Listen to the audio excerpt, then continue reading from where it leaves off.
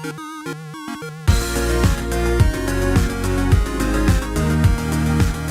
everyone, welcome to another Anime Kingdom review. See by the title below, yes, is on episode 4 of Katsugeki Touken Ranbu, and honestly, there's always one thing I know I can expect when it comes to Ufotable, and that is of course amazing action scenes. And obviously in this episode, that is what we got in this one. Choreography on point as always. It looks beautiful, it looks amazing, and honestly, that is one of the main things I always love when it comes to Ufotable, making an anime, doing an anime and everything. Sometimes the story may not, go as well, but you can always expect it to look beautiful and for the fighting scenes to look amazing. And this one did not disappoint me at all. So honestly, there are a couple things, obviously, besides the whole action scenes that happen that I actually really did like as well. One of them being the fact that in the last episode, I said that I felt that certain characters like, Mutsuno Kami, his character, it kind of felt out of character, the way he was acting, the way, sure, I get that he is full on, thinking that they need to save everyone and all these kind of things,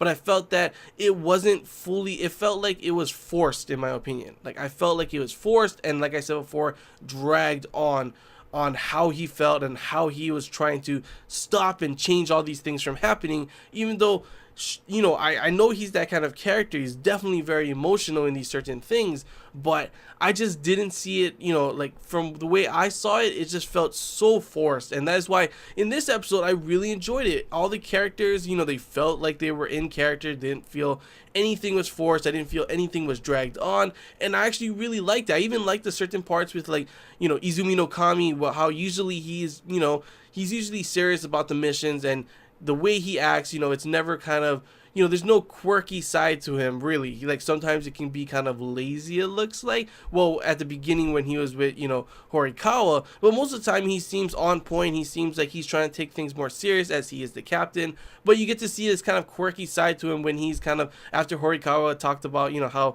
their old master used to have a watch and everything, and he kind of tries to act like he's his master. He's like, yo, is this how it was? Oh no, his shoulders were a little bit more slumped down, and it was honestly pretty funny to see. It was a nice lighthearted moment in, seeing a different side of Izumi no Kami, when normally he's much more serious about the mission and everything. It's not him that's fooling around. It's more along the lines of, Mutsuno Kami, obviously.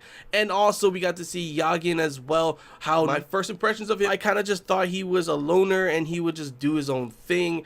And he, if someone told him to do something, he'd probably not really listen. But in this, you definitely see it's a different side of him. And I did enjoy that, to see how, how diligent he is towards his master. Sure, they all have their old masters and everything, and you see how important it is to all of them. But it's cool to see how Yagin thinks, and how, sure, he's had several masters before and everything, and each of them, he's thought they've been amazing. They all have their different, pluses onto them, but he's going to be focusing fully on his, master now and everything. And I like to see that side of him. It was a different type of feeling when I thought he would be more of the guy who doesn't really listen.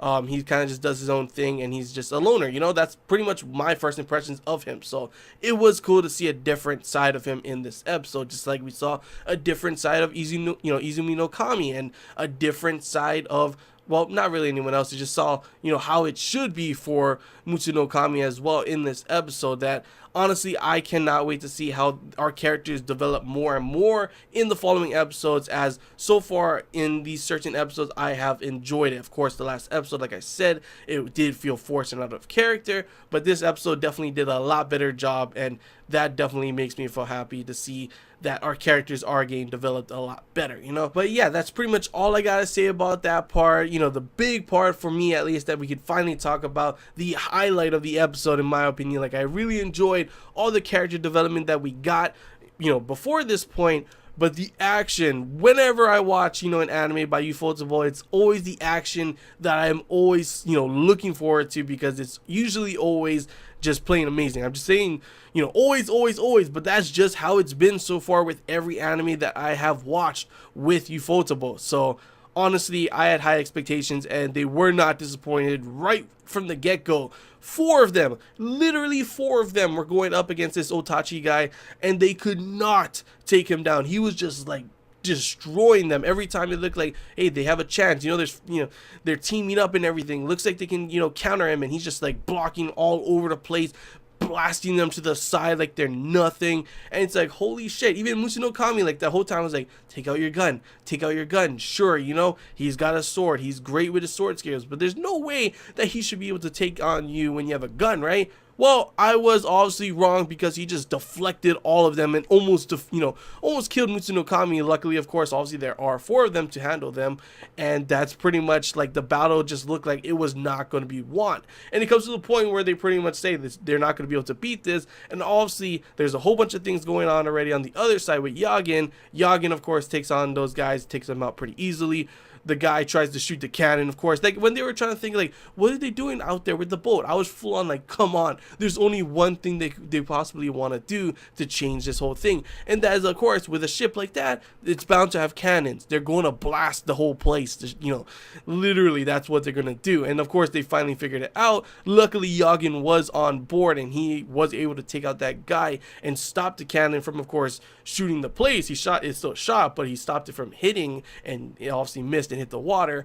And then, of course, they're like, let's get on the boat and get to that that boat. I'm like, over here, like, that's gonna take a while. I don't think you're gonna be able to get there in time. And obviously they were not. Yagin was pretty much like getting his ass kicked. He was doing his best, obviously, but there was no chance that he was gonna be able to stop all of those guys from being able to get the cannons and blast them by the time, of course, Musuno Kami and Izumi no Kami are able to get there. Meanwhile, obviously, I still was kind of like, I don't think this is gonna work. Like, sure, Tonbokiri, I think that was his name. Sure, he's a badass, but I don't think him, along with especially Horikawa, would be able to handle that guy for an hour. But hopefully we do see more of action of that, because I really do want to see how Tonbokiri, ends up fighting, because we haven't seen as much of him yet. So hopefully we do see more of that fight with the Otachi, and they don't just be like, oh, we were able to hold him off for an hour and looks like it was all good kind of thing, Hopefully we do see that action. But of course, the big ending, the cliffhanger that we saw at the end,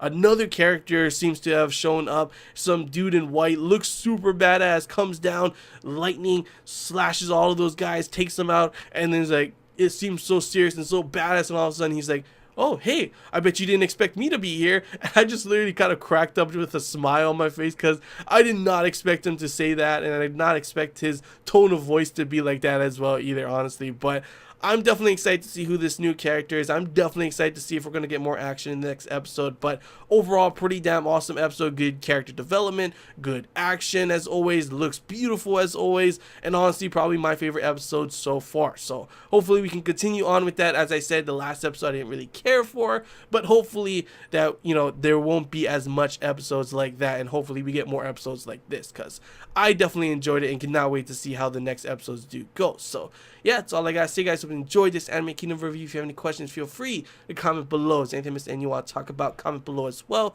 And if you did enjoy the video, like. If you haven't already, feel free to subscribe for more content. And as always, guys, feel free to comment below what you guys thought, because I always like to hear you guys' opinions as well. And until next time, guys, see ya.